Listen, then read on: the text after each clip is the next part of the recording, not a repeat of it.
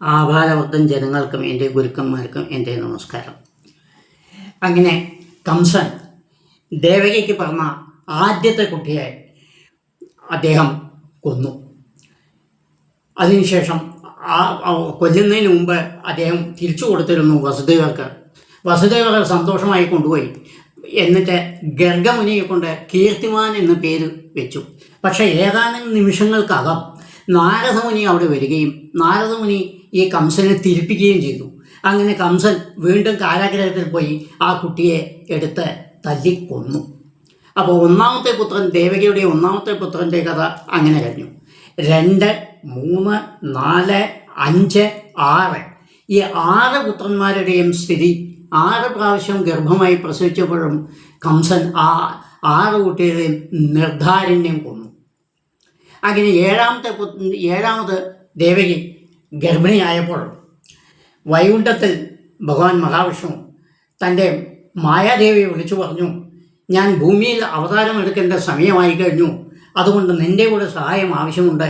അതുകൊണ്ട് നീ ഉടൻ പോയി കാരാഗ്രഹത്തിൽ കഴിയുന്ന ദേവകിയുടെ ഗർഭത്തിൽ ഉള്ള ശിശുവിനെ എടുത്തുകൊണ്ട് നേരെ അമ്പാടിയിൽ ചെന്ന് വസുദേവൻ്റെ മറ്റൊരു ഭാര്യയായ രോഹിണിയുടെ ഗർഭത്തിൽ വെച്ച് അവിടെ തന്നെ ഉള്ള യശോദയുടെ ഗർഭത്തിൽ നീ പ്രവേശിച്ച് കിടക്കുക.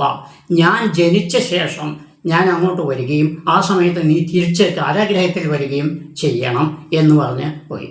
അതനുസരിച്ച് മായാദേവി ഇവിടെ വന്ന് ആരും അറിയാതെ തന്നെ കാരാഗ്രഹത്തിൽ വന്ന് ദേവകിയുടെ ഗർഭത്തിലുള്ള ആ ശിശുവിനെ എടുത്തുകൊണ്ട് നേരെ അമ്പാടിയിൽ പോയി യശോദാദേവി രോഹിണിയുടെ ഗർഭത്തിൽ വെച്ച് ഇദ്ദേഹം സ്വയം ഇവരുടെ ഗർഭത്തിൽ യശോദയുടെ ഗർഭത്തിൽ കിടന്നു, അദ്ദേഹം പറഞ്ഞ പോലെ. അങ്ങനെ 7ാമത്തെ കുട്ടി ജനിച്ചു എന്ന് പറഞ്ഞ സമയത്ത് ഇദ്ദേഹം വന്നു നോക്കിയ സമയത്ത് കുട്ടികളൊന്നുമില്ല, ഗർഭം അലശിപ്പോയി. അത് അവിടെ കഴിഞ്ഞു. ഇനി 8ാമത്തെ വീണ്ടും ഗർഭിണിയായി. അപ്പോൾ കംസന് ഭയങ്കര മനസ്സിന് വിചാരമായി കഴിഞ്ഞു, എന്താ 8ാമത്തെ കുട്ടിയാണ് ജനിക്കാൻ പോണത്. അദ്ദേഹം കാരാഗ്രഹത്തിന് ചുറ്റും പട്ടാളക്കാരെ കൂടുതൽ നിയോഗിച്ചു. എല്ലാവരോടും വളരെ കെയർഫുള്ളായിരിക്കണമെന്ന് പറഞ്ഞു. അങ്ങനെ ആവുന്ന സമയത്ത് ഒരു ദിവസം ശ്രാവണമാസത്തിൽ കറുത്തപക്ഷം അഷ്ടമിയും നവമിയും ചേർന്ന അഷ്ടമിയും രോഹിണിയും ചേർന്ന ദിവസം ബുധനാഴ്ച എല്ലാ നക്ഷത്രങ്ങളും ഉച്ചത്തിൽ നിൽക്കുന്ന, അതായത് ചന്ദ്രൻ ഉച്ചത്തിൽ ഇടവരാശിയിൽ, ചൊവ്വ മകരരാശിയിൽ, ബുധൻ കന്നിരാശിയിൽ, ശനി തുലാരാശിയിൽ, ആദിത്യൻ സ്വക്ഷേത്രമായ ചിങ്ങരാശിയിൽ, വ്യാഴം ഉച്ചനായി മീനത്തിൽ, ശുക്രൻ തുലാത്തിലും 18 നാഴിക കിടന്ന രാത്രി അർദ്ധരാത്രി മഴ, ഭയങ്കരമായ മഴ പെയ്യുന്ന സമയത്ത് ശ്രീകൃഷ്ണൻ അവിടെ ജനിച്ചു. ആ സമയത്ത് പുഷ്പവൃഷ്ടി നടന്നു. ഗർഗമുനിയും മറ്റ് സപ്തമക്ഷികളും ഇത് കണ്ടു. അങ്ങനെ ബ്രഹ്മാവും ശിവനും അവരുടെ പത്നിമാരോടൊപ്പം ഇത് കണ്ടു. അവിടെ പലവിധമായ ആഘോഷങ്ങളും നടന്നു. പക്ഷേ ഭൂമിയിൽ ഇത് യാതൊന്നും ഒരു കുട്ടി പോലും അറിഞ്ഞില്ല. ഈ കാരാഗ്രഹത്തിൻ്റെ ചുറ്റുമിടുന്ന പട്ടാളക്കാർക്കെല്ലാം നല്ല സുഖത്തിൽ നല്ല ഉറക്കമായിരുന്നു, ഭയങ്കര ഉറക്കമായിരുന്നു. ഭയങ്കര മഴ. ആ സമയത്ത് ദേവി തൻ്റെ കയ്യിൽ ശിശുവിനെ എടുത്തുകൊണ്ട് കരയാൻ തുടങ്ങി. എന്താണ് കുട്ടി പറഞ്ഞു കഴിഞ്ഞാൽ എല്ലാവരും സന്തോഷിക്കുകയല്ലേ. പക്ഷേ ഇവർ കരയുക ചെയ്ത്. കാരണം എന്താണ്, ഏതാനും നിമിഷം കൊണ്ട് കംസന് ഈ വിവരം അറിയും. കംസന് വിവരം അറിഞ്ഞു കഴിഞ്ഞാൽ കുട്ടിയെ കൊല്ലുമല്ലോ പറഞ്ഞ് ദേവകി പൊട്ടിക്കരയാൻ തുടങ്ങിയ സമയത്ത് ആ കയ്യിലിരുന്ന ആ ശിശു പെട്ടെന്ന് വലുതായി, വളരെ ശംഖുചക്ര ഗതാപാണിയായി കാഴ്ച കൊടുത്തു. എന്നിട്ട് പറഞ്ഞു, അമ്മേ കരയണ്ട, ഞാൻ നിങ്ങൾക്ക് വേണ്ടി കാഴ്ച തരാൻ വേണ്ടിയിട്ടാണ് വന്നിരിക്കുന്നത്. അതുകൊണ്ട് നിങ്ങൾ ഒട്ടും പരിഭ്രമിക്കേണ്ട, ഞാൻ എപ്പോഴും നിങ്ങളുടെ കൂടെ ഉണ്ടാവും. കഴിഞ്ഞ നിങ്ങൾക്ക് 3 ജന്മമാണ് ഉണ്ടായിരുന്നത്. ആദ്യത്തെ ജന്മത്തിൽ പ്രശ്നിയും സൂതഭസ്സും ആയിരുന്നു നിങ്ങൾ അന്നും എന്നെ പുത്രനായി ജനിക്കണമെന്ന് നിങ്ങൾ ആഗ്രഹിച്ചിരുന്നു.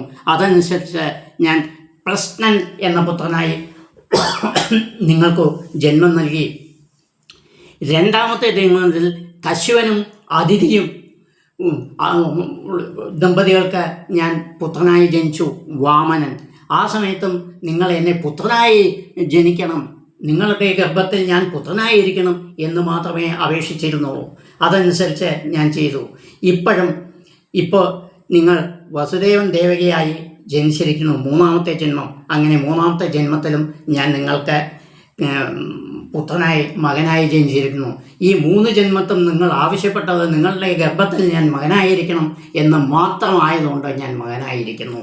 അതുകൊണ്ട് നിങ്ങൾ ഒട്ടും പരിഭ്രമിക്കേണ്ട എന്ന് പറഞ്ഞ് ഇനി നിങ്ങൾ ചെയ്യേണ്ട എന്താ ചോദിച്ചാൽ, വസുദേവൻ, അച്ഛാ, നിങ്ങൾ എന്നെ എടുത്തുകൊണ്ട് നേരെ അമ്പാടിയിൽ ചെന്ന് അവിടെയുള്ള യശോദ പ്രസവിച്ച് കിടക്കുന്നുണ്ടാവും, അവിടെ എന്നെ കിടത്തി അവിടെ നിന്നും ഒരു പെൺകുട്ടി ജനിച്ചിട്ടുണ്ടാവും, ആ കുട്ടിയും കൊണ്ട് ഇവിടെ വരിക. ഈ സംഭവം ലോകത്ത് ആർക്കും തന്നെ അറിയില്ല, നിങ്ങൾക്ക് വേണ്ട എല്ലാ സൗകര്യങ്ങളും വഴിയിൽ ലഭിക്കും എന്ന് പറഞ്ഞ് അദ്ദേഹം അപ്രത്യക്ഷനായി. മഴ അപ്പോഴും തുടർന്നുകൊണ്ടിരിക്കണം, ഭയങ്കര കാറ്റും മഴയും, ഭയങ്കരമായ കാറ്റും മഴയും. ഈ കാരാഗ്രഹത്തിലെ വാതിലുകൾ തന്നെ തുറന്നു.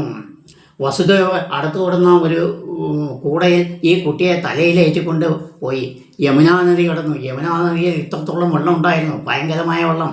അവിടെ നിന്നുള്ള സർപ്പം അദ്ദേഹത്തിന് കുടയായി നിന്നു. അങ്ങനെ യമുന കടന്ന് അമ്പാടിയിൽ ചെന്നപ്പോൾ അമ്പാടിയിൽ ഗേറ്റ്, അതായത് വാതിലുകൾ എല്ലാം തന്നെത്താൻ തുറക്കപ്പെട്ടു. നോക്കുന്ന സമയത്ത് എന്താണ് അവിടെ ഇദ്ദേഹം പറഞ്ഞ പോലെ യശോദയുടെ അടുത്ത ഒരു പെൺകൊച്ച് കിടക്കുന്നുണ്ടായിരുന്നു. ആ കുട്ടിയെ എടുത്തുകൊണ്ട് വെച്ച് നേരെ തിരിച്ചു അമ്പാടിയിൽ നിന്ന് കാരാഗ്രഹത്തിലേക്ക് വന്നു. അവിടെ വന്ന് ഇതിൻ്റെ അകത്ത് കടക്കുന്ന സമയം ഈ കുട്ടി പെട്ടെന്ന് അങ്ങോട്ട് കരയാൻ തുടങ്ങി. ദൈവഹിതമായിരിക്കും, അതായത് കംസൻ അറിയണമെന്നുള്ള ഉദ്ദേശമായിരിക്കും അത്.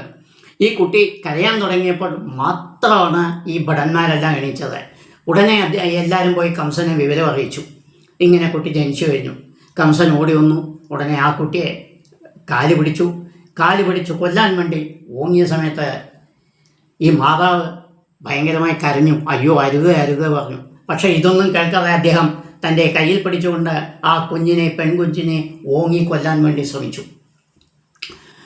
പെട്ടെന്ന് ആ കുട്ടി കയ്യിൽ നിന്നും വഴുകി ആകാശത്തേക്ക് ഉയർന്ന് ശംഖുചക്രഗദാപാണിയായി ശൂലപാണിയായി ഒരു രൂപമായി പ്രത്യക്ഷപ്പെട്ടു, ദേവിയായി പ്രത്യക്ഷപ്പെട്ടു. പറഞ്ഞു, കംസ ദുഷ്ട, നിന്നെ വധിക്കാൻ ഞാനല്ല, നിന്നെ വധിക്കേണ്ട കുട്ടി ജനിച്ചു കഴിഞ്ഞു, അതുകൊണ്ട് നീ സൂക്ഷിച്ചിരിക്കുക. നിന്നെ ഞാനിപ്പോൾ എന്തുകൊണ്ട് വധിക്കുന്നില്ല ചോദിച്ചാൽ, നീ എൻ്റെ കാല് പിടിച്ചു. കംസൻ കാല് പിടിച്ചിട്ടല്ലേ അടിക്കുന്നത്, അതുകൊണ്ട് നീ എന്നെ കാല് പിടിച്ചതുകൊണ്ട് ഞാൻ നിന്നെ രക്ഷിച്ച് വിട്ടിരിക്കുന്നു എന്ന് പറഞ്ഞു. കംസന് തുടങ്ങി പേടി. എന്താ, കുട്ടി ജനിച്ചു കഴിഞ്ഞു, എവിടെയാണ് ഒരു പിടിയുമില്ല. അതുകൊണ്ട് മനോദുഃഖമായിരുന്നു. അപ്പോൾ കംസന് വേറൊരു സംശയം വന്നു. 8ാമത്തെ പുത്രൻ നിന്നെ വധിക്കുന്നതാണ് പറഞ്ഞിരിക്കുന്നത്, പക്ഷേ 8ാമത് ഇവിടെ കണ്ടിരിക്കുന്ന പെൺകൊച്ചാണ്. ഇതെങ്ങനെ സംഭവിച്ചു? ഈ കുട്ടി എന്നെ എങ്ങനെ വധിക്കും? ആ കുട്ടിയാണെങ്കിൽ പറയുകയും ചെയ്തു, നിന്നെ വധിക്കേണ്ടവൻ ജനിച്ചു കഴിഞ്ഞു എന്ന് പറഞ്ഞു. അദ്ദേഹത്തിന് സംശയമായി. അദ്ദേഹത്തിൻ്റെ കൂടെയുള്ള ഭക്തന്മാരൊക്കെ ഉണ്ടല്ലോ, കുറേ രാക്ഷസന്മാരുണ്ട്. അവർ പറഞ്ഞു, മഹാരാജാവേ പേടിക്കണ്ട, ഇതിന് ഞങ്ങൾ വഴിയുണ്ടാക്കാം. ഇന്നേ ദിവസം മുതൽ 10 ദിവസം മുമ്പ് വരയ്ക്കും ജനിച്ച കുട്ടികളെ എല്ലാവരെയും വധിക്കാം. അതിന് പൂതനയെ പറഞ്ഞയക്കാം. പൂതന മുല കൊടുത്ത് ആ കുട്ടികളെയെല്ലാം കൊല്ലും. അതുകൊണ്ട് നിങ്ങൾ പേടിക്കേണ്ട, അതിനുവേണ്ട ഏർപ്പാടുകൾ നമ്മൾ ചെയ്യാം എന്ന് അവിടെ പറഞ്ഞ് പൂതനയെ വിളിച്ചു വരുത്തി. ഇനി നമുക്ക് നാളെ പറയാം. എല്ലാവരും സബ്സ്ക്രൈബ് ചെയ്യുക, ഷെയർ ചെയ്യുക, സപ്പോർട്ട് ചെയ്യുക. ലോക നന്മയ്ക്കും നിങ്ങളുടെ കുടുംബത്തിനും വേണ്ടി ചെയ്യുക. ലോകാ സമസ്താ സുഖിനോ ഭവന്തു. ലോകാ സമസ്താ സുഖിനോ ഭവന്തു. ലോകാ സമസ്താ സുഖിനോ ഭവന്തു. ധർമ്മോ രക്ഷതി രക്ഷിതക. ധർമ്മോ രക്ഷതി രക്ഷിതക. ധർമ്മോ രക്ഷതി രക്ഷിതക. നമസ്കാരം.